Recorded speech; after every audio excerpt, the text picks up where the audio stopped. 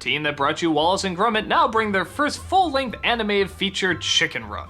This is a movie all the critics went nuts for. It was well written, it was well animated, it was different, it had a unique story. And it's another one, honestly, I think just sort of falls into the okay pile. But that's not bad, it's just okay.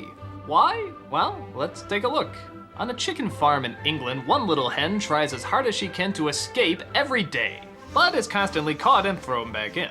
Things get more dangerous though when the owner of the chicken farm decides that she wants to start making pies out of the chickens. So the hens have to make it out before the machine that makes the pies is fully put together. Their answer comes in the form of a rooster played by Mel Gibson.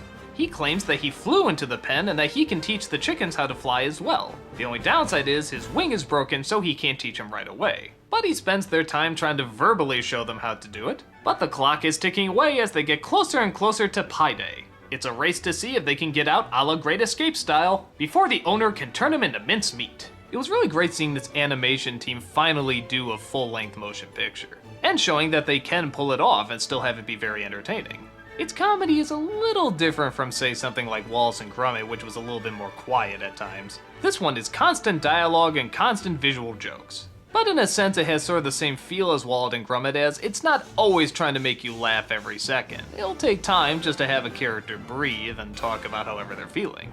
A lot of people say there was a ton of grown-up jokes, but really I didn't see them until maybe near the end. Great Scott, what was that? A Klingon, Captain!